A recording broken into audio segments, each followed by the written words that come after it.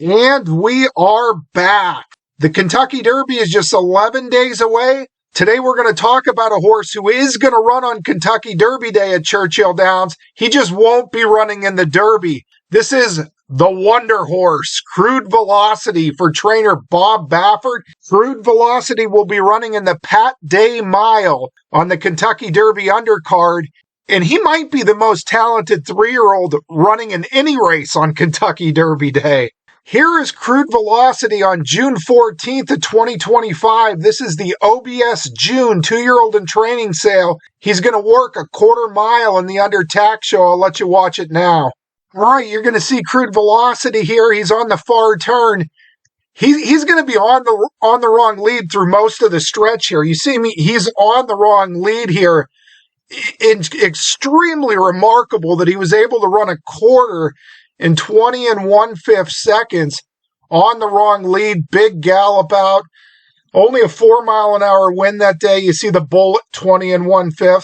You see the headline here from after that work. It says, Bo Liam Colt clocks record-tying quarter at OBS June. The Colt ties the OBS track record for a quarter mile when breezing in 20 1/5 seconds.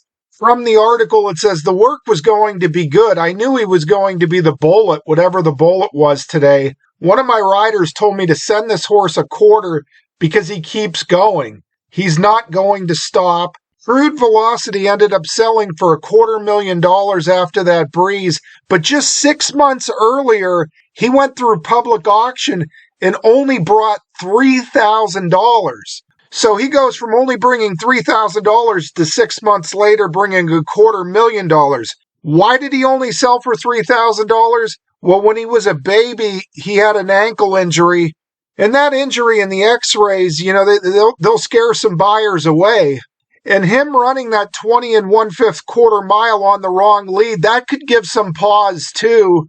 When horses are running on the wrong lead, it can be a sign that something might be bothering them a little. We're going to get to watching his races, but before we watch his races, a quick pedigree note here. Crude Velocity is sired by Bo Liam. Bo Liam was a horse that only made 4 starts, winning a maiden race, 2 allowance races, and then just 1 stakes try when he was second at a mile in a grade 2 stake at Churchill, and that was the last that was seen of Bo Liam. So his sire just had a 4-race career shortened by injury. What really did catch my attention about Crude Velocity's pedigree, though, is the dam is out of a Lemon Drop Kid mare. Here are the past performances for Lemon Drop Kid. You see, he won the Belmont Stakes, coming from 8th early, was positioned 8th at the first call, 8th at the second call. So Lemon Drop Kid could obviously get 1.5 miles. And he was just one of these classy champions. I believe Lemon Drop Kid was champion older male. A lot of grade 1 wins. He'd come from off the pace going long. And what's interesting about Lemon Drop Kid, he threw distance horses. Of all the sons and daughters of Lemon Drop Kid, Richard's Kid made the most money. You see him here winning a stake race at 1 3/8. Richard's Kid actually twice won a stake race, the Cougar, at 1.5 miles. He won it once as a 7-year-old, once as an 8-year-old. Beach Patrol was Lemon Drop Kid's second highest earner. You see, he won the Turf Classic, a grade 1 race at 1.5 miles here by 5 lengths. And Beach Patrol finished second in the Breeders' Cup Turf at 1.5 miles. A horse named De Big Hoss was Lemon Drop Kid's third highest earner. You see, he ran a race at 2 miles here. The Belmont Gold Cup, 2 miles. Came from 10 lengths out of it, going 2 miles to win. There's a win down here going 1 5/8 on the grass. So these 3 horses were Lemon Drop Kid's highest earning offspring. They all won at 1.5 miles. So Crude Velocity, he can run a quarter mile in 20 1/5 seconds on the wrong lead. He's out of a Lemon Drop Kid mare. There's stamina. So Crude Velocity was set to make his career debut January 31st at Santa Anita. He was entered in a race with Potente, who is Bob Baffert's Derby horse. Crude Velocity had an A grade on the clocker reports for that race. You almost never see the clockers give an A grade. I can show you the clocker report for the Florida Derby. Them 4 big horses in the Florida Derby all had nothing better than a B+. But Baffert ended up scratching Crude Velocity out of that race. Potente stayed in the race and went on to win it. So Crude Velocity did not end up making his career debut until March 7th at Santa Anita. And quite amazingly, he went off at 10-1 odds in his career debut. So you got a horse who ran a record quarter mile in Ocala, had a headline feature article, had A grades on Clocker reports, and he's 10-1 in his first race. It's like, how is that possible? Crude Velocity did have to break from the rail in his debut, and on XBTV, there was only one morning workout they showed of him coming out of the gate, and he broke slow in the work. We'll watch it now. Crude Velocity's on the outside. You're going to see he's kind of slow away from there. The horse inside of him wins the break pretty good. And as we pick up this work here on the far turn, you're going to see Crude Velocity still has an issue with lead changes there. But once he gets his lead change correct here, you see him get it correct and watch him just level out and spurt away. So he didn't look too good coming out of the gate, and he had some issues with his lead change there, but really accelerated nicely in an impressive workout after getting his lead change correct. All right, so with all that background information about this horse out of the way, this is Crude Velocity's career debut. He's breaking from post position number 1, 10-1 odds. Hey, you got Florent Giroux on a first-time starter breaking from the rail. What can go wrong there? We're going to watch number 1, Crude Velocity. They're in the gate. And they're off. Captain Shreve blasts out of there. Decisive Win has sharp speed, as does Civil Liberty, who comes through on the inside to take the lead. So it's Civil Liberty in front, Decisive Win, those two stride for stride. A length and a half back to Gallatin in third. They are followed at the rail by Duke Silver. Captain Shreve, who broke well, is just 3 lengths off the lead. Crude Velocity was off last and is now steadying hard along the inside. He's got nowhere to go.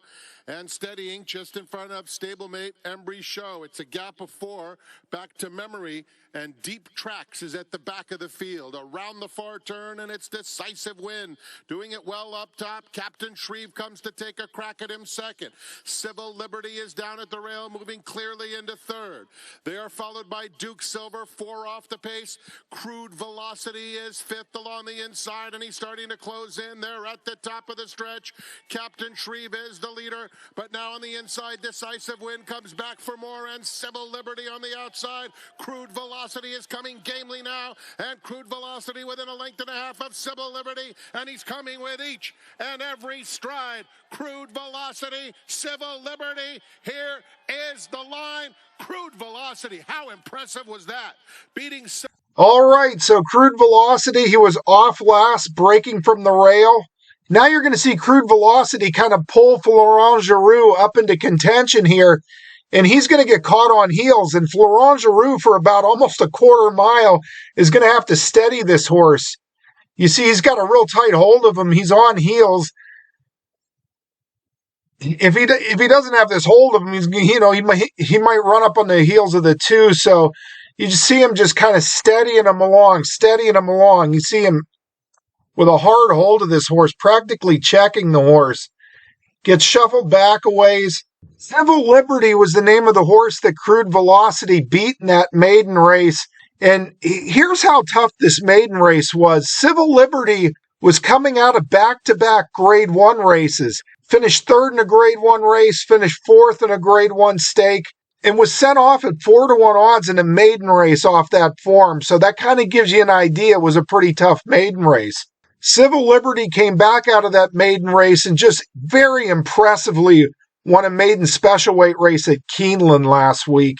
The horse that finished 3rd in this maiden race, beaten 6 lengths, was a Mark Glatt horse named Duke Silver. Duke Silver was put in company with So Happy for So Happy's final workout before the Santa Anita Derby. I'll show you that now. So these are 2 Mark Glatt train runners. This is Glatt's Santa Anita Derby winner, So Happy, and this is that maiden that finished 3rd, Duke Silver.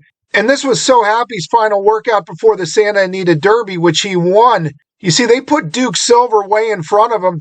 I think maybe hoping So Happy would come and get him, but we'll roll the work here.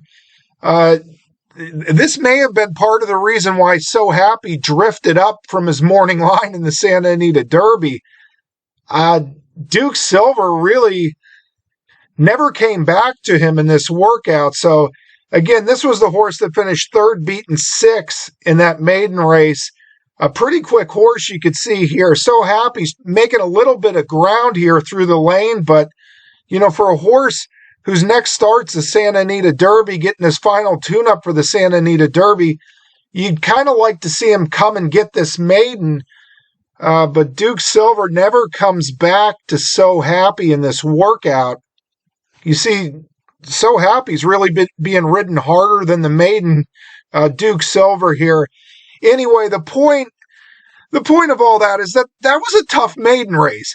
You got a horse off a third and a fourth in a grade 1, and he's 4-1 in a maiden race. So tough maiden race there. All right, so Crude Velocity comes back for his second start on Santa Anita Derby Day, April 4th, 6.5 furlongs. 2 races later, they had a stake for 3-year-old males going 6.5 furlongs.